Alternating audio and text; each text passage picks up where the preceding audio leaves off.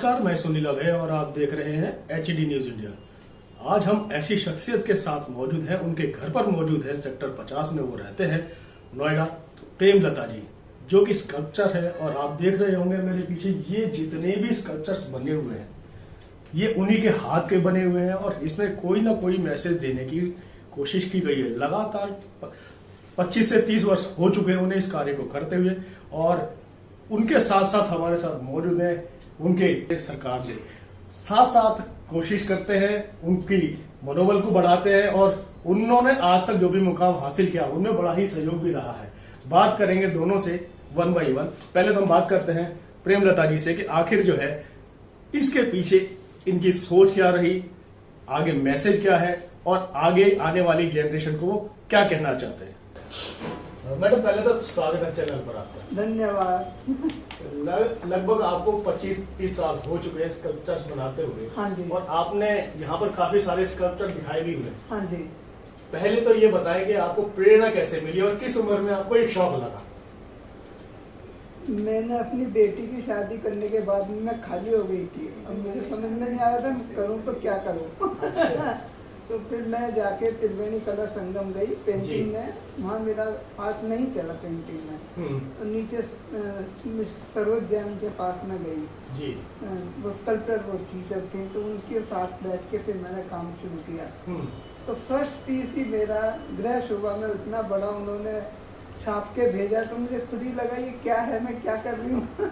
तो उसके बाद में तो फिर काम शुरू हो गया। मतलब क्या है कि जो प्रेरणा मिली वो पहले ही काम से आपको मिल गई। पहला पीस ही गृह शोभा में इतने बड़ा पेज उसने मेरे को मेरे बारे में लिख के और पीस का फोटो वगैरह लिख के भेजी। तो उसके बाद में तो मुझे लगा कुछ है, कर सकती हूँ मैं, मेरे में है कुछ। है कि जब कोई भी स्कल्पचर होता है या कोई भी आर्टिस्ट होता है, पेंटर होता है, वो एक सोच रखता है किसी भी चीज को, कलाकृति को बनाने के लिए।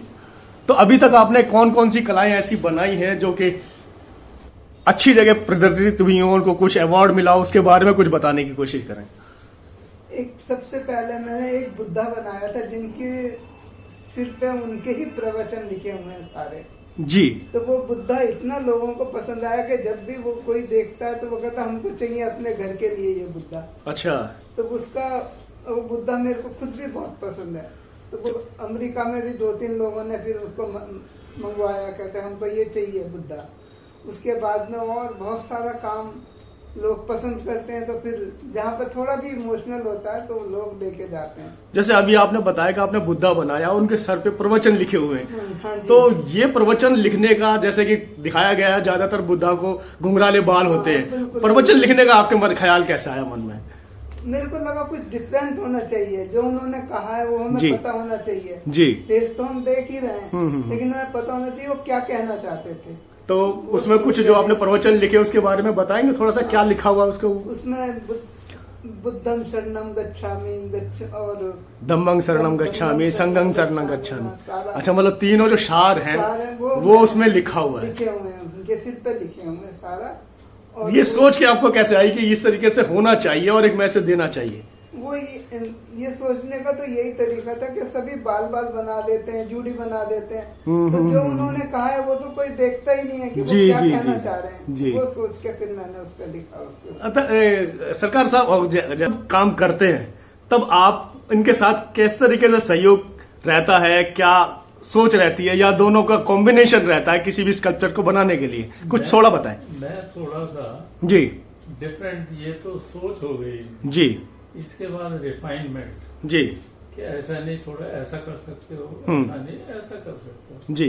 तो आई एम ओनली सजेस्टिव वे में इनके साथ रहा और इनके विचार को कभी भी नहीं हटाया। विचार वहीं के वहीं रहते थे जी, लेकिन उन्होंने थोड़ी सी इम्प्रूवमेंट शो में या कहने में करता था। बस यही मेरा काम था। मैम, एक चीज और है, जैसे कि अभी हमने आपके यहाँ देखा है कि एक ही जगह पर काफी सारे इंस्ट्रूमेंट हैं और नृत्य कला के लिए पैर दर्शाए गए हैं, संगीत करने के लिए हाथ दर्शाए गए हैं। इसका उद्देश्य क्या और कैसे आपको मन में आया कि सारी चीजें एक साथ कॉम्बिनेशन में बनाई जाए?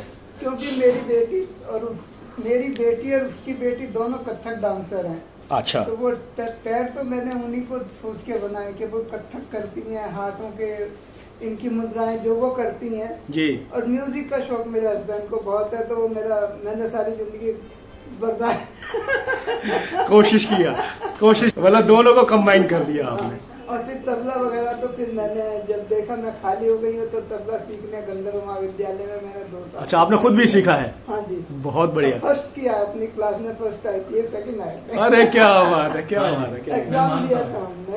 है। जी।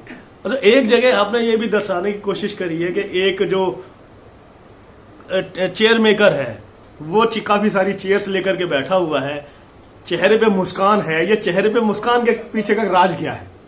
इसलिए उनके जो काम मिल रहा है उसको खुश होकर करो, कुछ नहीं कर सकते, इसलिए बैठ के अपना खुश रहो, लोगों को खुश रखो।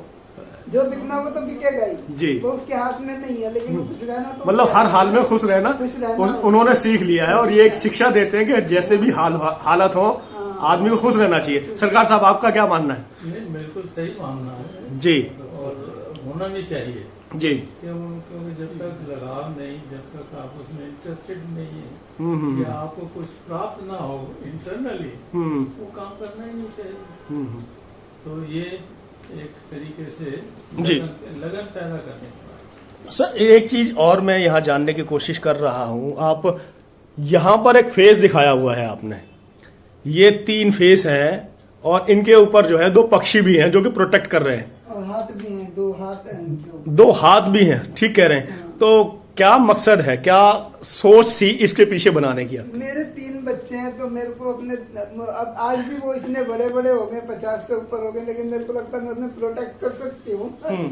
तो वही सोच है, अच्छा, प्रोटेक्शन है थोड़ा बच्चों को लेके। आज भी उतना ही है कि भाई उन्हें कुछ हर तरह से वो प्रोटेक्ट करने चाहिए। और तीनों के तीनों बहुत ही ओबीडियंट बच्चे हैं मेरे, तीनों ही। बहुत बढ़िया। तो आजकल की जो जनरेशन है, क्या वो स्कल्पचर में आना चाहती है या फिर आपने अभी कितने लोगों को सिखाया कुछ? नहीं, अभी तो मैंने सिखाने की तो कोशिश की है, कोई सीखता भी नहीं है। ये बच्चे अपने कंप्यूटर में घुसे हुए हैं।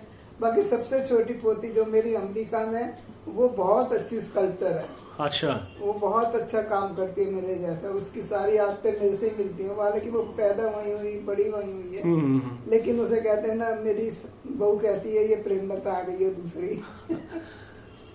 तो अभी आपने जैसे बताया कि कुछ लोगों को, जो आज की जनरेशन है, सीखने की उनको इच्छा नहीं है, ज्यादातर वो कंप्यूटर में लगे रहते हैं। क्या कहेंगे उन बच्चों को जो कि अपनी जो कला है, भारत की जो संस्कृति है, उसको संजो कर रखने के लिए कुछ आगे निकल के आए? नहीं, करते हैं। बड़ी तो जो मेरी बेटी की बेटी है वो कथक डांसर है जी, वो डांस करती है। बाकी छोटी वाली अभी कोशिश कर रही है मॉडलिंग में जाऊं मैं, पता नहीं कितना वो सक्सेस होगी। लेकिन और ये तो आर्किटेक्चर तो आधा आर्ट है, इसमें ये है कि भाई आप करना क्या चाहते हो जी, थोड़ी सी उसको फिल्म मिल जाती है। मेरे से जब बात करते हैं या सलाह लेते हैं तो उसमें उनका जो इंटरेस्ट है वो इंक्लूडेड होता है बच्चे का, तो वो उस बात को मान लेते हैं जी। कम से कम उसका एक सही तरीके से एक्सपेरिमेंट कर लेते हैं, तो वो एक बड़ी अच्छी बात बच्चों में। आपने यहाँ पर एक स्कल्पचर बनाया है जिसमें काफी सारे फेसेस हैं, डिजाइन है, कुछ ऐसा क्या खास है इसके अंदर जो संदेश देता है, कुछ कहना चाहता है? ये एक ग्रुप है, आज पूरे लोगों का एक ग्रुप है जी, जो आपस में बिल्कुल जुड़े हुए हैं, कोई अलग नहीं है जी। चाहे हम कितना ही कहें हम अलग अलग है, लेकिन जब आप हैं तो हैं समाज में, ग्रुप ही है आप। तो मैंने ये ग्रुप ही दिखाया हुआ बहुत सारे, मतलब ये आप समाज के लिए ये कहना चाहते हैं कि समाज का पूरा ग्रुप है जो हर किसी समाज को जोड़ता है। चाहे हम कितना ही कहें हम इंडिविजुअल हो ही नहीं सकते, जब तक जुड़ेंगे नहीं तब तक हम रह नहीं सकते जी। तो ये दिखाया हुआ मैंने इसमें। तो 2 फेस आपने देखे हैं सिंगल सिंगल, जो कि गणेश जी के बगल में रखे हुए हैं। क्या मानना है इनका, मैसेज क्या है? मैसेज नहीं, बस आप खुश रहिए। वो थोड़ा सीरियस हो गया, उसको कोई सोच रहा होगा कुछ। अच्छा, हाँ, तो फेस इंप्रेशन ही खाली दिखाए हैं मैंने इनके। अच्छा, हाँ। मतलब ये सीरियस है तो ये कुछ सोच रहे हैं, सोच रहा होगा, और ये खुश है तो इसका मतलब ये है कि कुछ ना कुछ अंदर से फीलिंग ऐसी चल रही है कि हमेशा खुश रहने की कोशिश करते हैं। बिल्कुल बिल्कुल।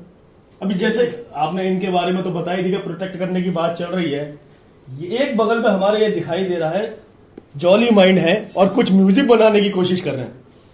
तो वो क्या नाम है, किस तरीके से ये आपको डिजाइन करने के लिए दिमाग में आया कि इस तरीके का कुछ होना चाहिए? नहीं, ये म्यूजिक में इतना मगन है, वो अपने आप में इतना खुश है, उसे दुनिया से कोई मतलब नहीं है। वही दिखाया कि भाई म्यूजिक ऐसी चीज है कि आदमी उसमें बिल्कुल लीन हो जाता है, अलग नहीं है वो उसमें। तो वो अपनी दुनिया में मस्त है कि म्यूजिक ऐसी चीज है। वो अच्छा, ये किस चीज से बनाया गया है? मुझे लग रहा है कुछ मेटल है सर। हाँ, ये सब ब्रॉन्ज में है। ब्रॉन्ज मेटल, ये 5 मेटल होते हैं जिसको इकट्ठा करके गला के ये फिर मोल्डिंग होती है। अच्छा, तो काफी कॉस्टली बनता होगा। हाँ, ये महंगा है। तो अगर कोई अगर इन्हें परचेज करना चाहे तो कैसे आपसे कांटेक्ट कर पाएगा? मेरे फोन नंबर रखे डाले, मैं नेट पे डाला हुआ है, अगर कोई चाहे। एक बार आप बता दें तो ज्यादा बेटर रहेगा हमारे मेरा फोन नंबर ग्राहकों के लिए भी, कि हो सकता है कि हमारे जो दर्शक हैं वो भी आपके ग्राहक बन सके। 98183723।